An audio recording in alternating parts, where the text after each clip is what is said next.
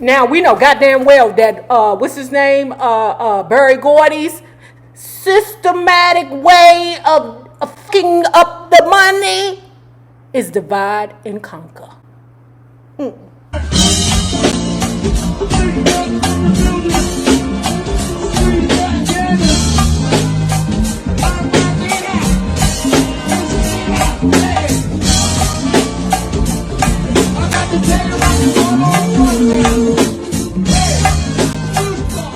Well, hello there, love bugs. Hello there, bellas. If you have not already done so, please remember to like, share to Facebook, whatever your handle is, whether it be Twitter, Twitch, TikTok. Like I said, I don't know if you can share videos over there on TikTok. I don't know. Share it over there or tell a friend. That's another way you can do it. Tell a friend about it. Subscribe and check out uptopbeauty.com. You see this hat? You like it? Ooh. This is currently on sale at uptopbeauty.com. In fact, everything is on sale at uptopbeauty.com. And to sweeten the deal, if you are one of the first 3 to spend over $65, that will include the shipping fee, you will get a free We've Been Reading with Uptown NayRob tote. And if you are not already a part of this book club, please hit the Patreon link below and or the join button here on the YouTube. And for a small monthly fee of $5, you can be privy to all the shenanigans before the YouTube gets it, if the YouTube gets it. Now, let's continue talking about Michael Jackson by Terrible Lele. I had some doubts, Ralph Seltzer would recall.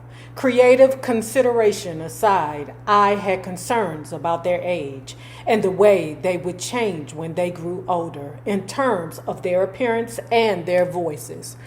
That's why it was smarter to go for Michael as the lead singer instead of Jermaine. Jermaine was knocking on the door. How old was Jermaine? Jermaine, 13. He about to be, if he already ain't. There was so much excitement about them from Bobby.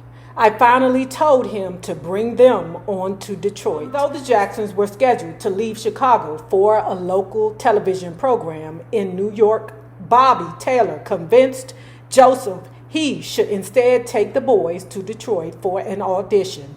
Taylor arranged to film their performance. If the boys were impressive, he said, Ralph Seltzer would then forward the film to Berry Gordy, who was in Los Angeles for his approval. You know, Berry Gordy over there having dreams of screenwriter skills. Berry Gordy was a tough taskmaster who encouraged intense competition among his groups, writers and producers. That's because Sagittarians are competitors themselves. The biggest criticism leveled at Gordy by outsiders at first and then later by the artists themselves had to do with the complete control he exercised over his dominion. We know this. He wanted to control all the money. No, you can't write your own song because my homeboy will write you a song and I will make sure that my homeboy be paid forever off the song you sang. No. Answer no. No, you can't write your own goddamn song. It wasn't until Marvin Gaye and Stevie Wonder started taking control of their own career that things started changing. Joseph had heard rumors about Motown, nonsense about it being linked to the mob, for instance, and had also heard that some artists had trouble being paid for their work. Now, I don't know about nonsense, Terrible Lele, because what I do know about Motown 25 is that the chairman, when he walked down the aisle, he was surrounded by bodyguards. That's what I do know.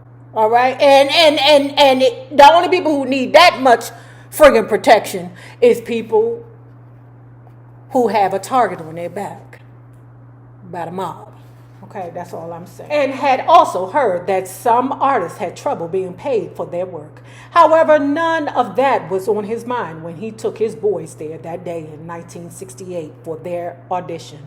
Joseph and Jack Richardson, a close family friend who traveled with them and acted as a road manager, were in the front seat of the van as they drove up to Hitsville.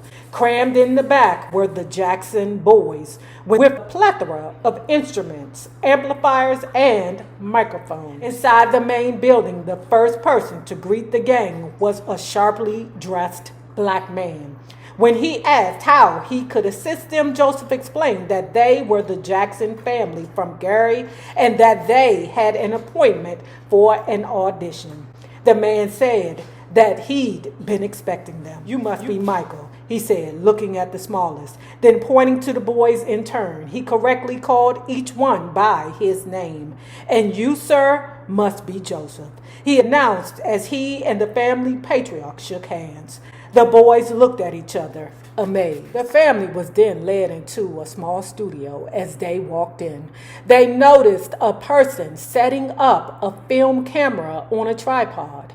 There were 10 folding chairs in front of a small elevated wooden platform which would serve as a stage. Suzanne DePassy.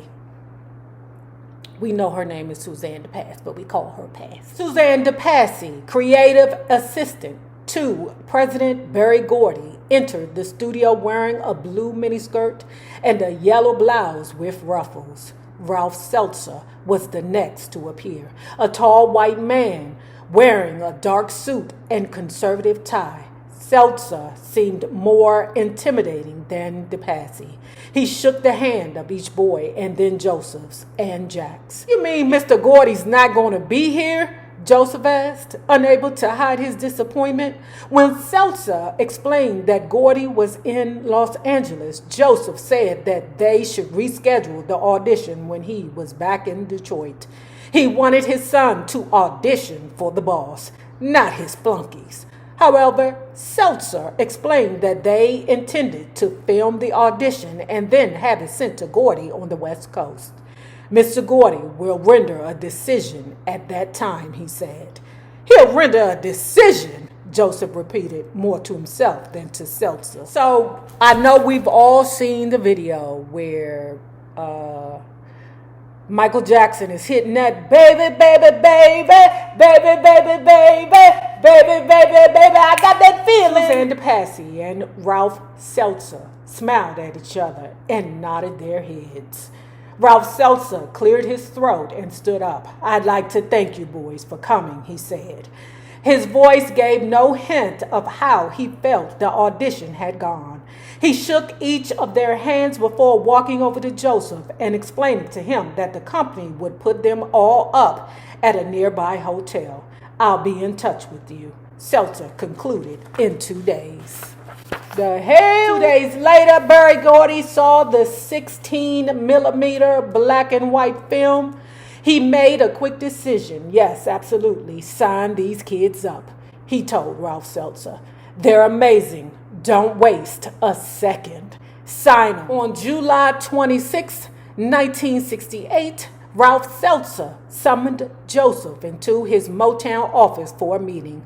During the 2-hour conference, while the boys waited in the lobby, he explained that Berry Gordy was interested in signing the Jackson 5 to the label, and then outlined the kind of relationship he hoped the company would develop with the Jackson youngsters. Then Ralph Seltzer presented Joseph with Motown's standard 9-page contract. It never occurred to Joseph that he should probably have shown up with independent legal counsel for such an important discussion, and Seltzer hadn't suggested it. Oh no, and the first thing that stood out most was, okay, the boys need to sign a 7-year contract. Joseph was like, 7 years? God damn, 7 years? And then he was like, I won't do it. What about 1? So Berry Gordy called there trying to put his schmooze on it. So what happened was Berry Gordy used the words that he wanted to hear. Okay, I'll give you a 1-year contract.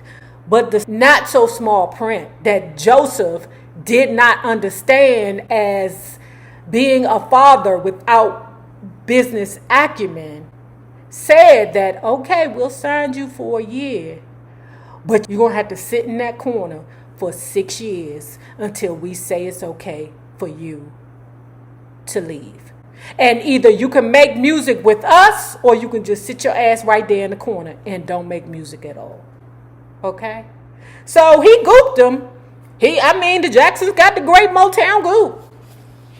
And Joseph fell for it. It is Joseph Jackson. In years to come, many would wonder why Joseph Jackson allowed his sons to sign Motown contracts and why he himself would sign an accompanying agreement without first reading the documents.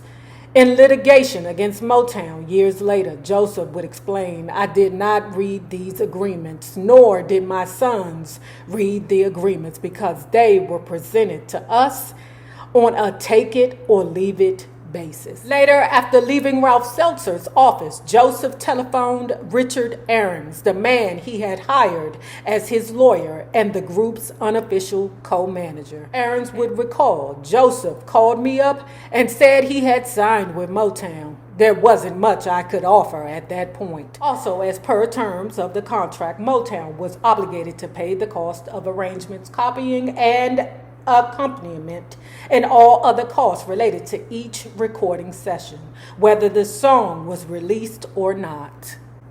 But these expenses and others would have to be recouped by the company from the royalties generated by sales of the records that were released. Isn't that a trip? So you can have me in the studio singing "Mary Had a Little Fucking Lamb." You hear me? And whether it was released or not, to make money, I still, as the artist, had to pay for the studio time, the musicians, the microphones, whatever it takes to record "Mary Had a Little Lamb," whether you release it or not. Damn, that puts you in the negative. Ooh, the great Motown Goop. On September 27th, 1968, Motown Records booked the Jacksons to appear in a benefit concert at Gilroy Stadium in Gary, Indiana, the purpose of which was to defray the cost of Richard Hatcher's mayoral campaign. On the bill that day were Motown recording artists Gladys Knight and the Pips, Shorty Long and Bobby Taylor and the Vancouvers. The Jackson 5 opened the show. In years to come, the official Motown story would be that this was where Diana Ross saw the boys for the first time, discovered them, and brought them to Gordy's attention. In truth, the Jackson 5 were already signed to the label. Moreover, Diana Ross was nowhere near Gary at the time. She was in Los Angeles rehearsing with the Supremes.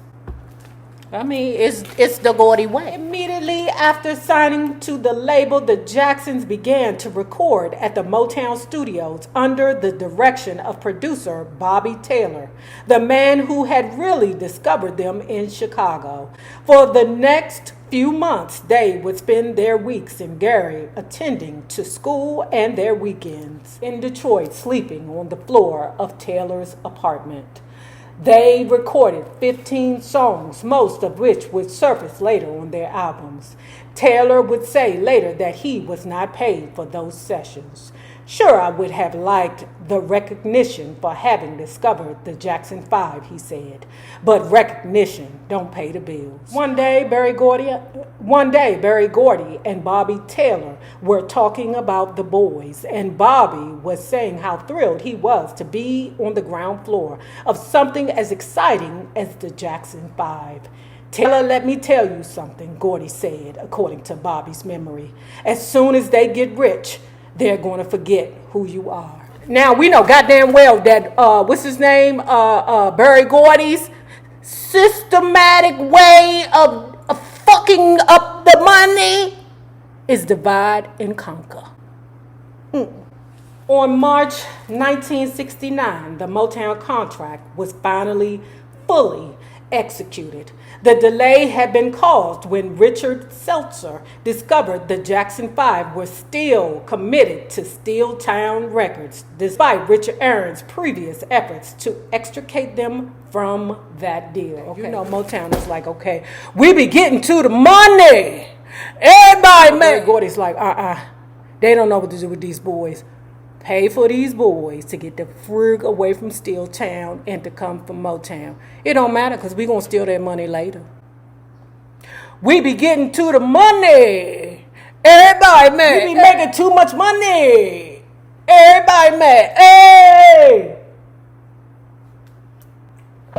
Same old ninjas from the block. Joseph Tito Jack Richardson, drummer Johnny Jackson, and keyboardist Ronnie Ransford drove to Los Angeles in the family's new Dodge Maxi van. Motown paid for Jackie, Jermaine, Marlon, and Michael to fly out a few days later. It was Joseph's decision not to move the entire family from Gary to Los Angeles until he was certain that their future there would be secure. It was possible, after all, that Barry could be wrong, that the group would be a failure, and that they would have to start all over again. So Janet, Randy, and LaToya stayed behind with Catherine in Gary. You say that you love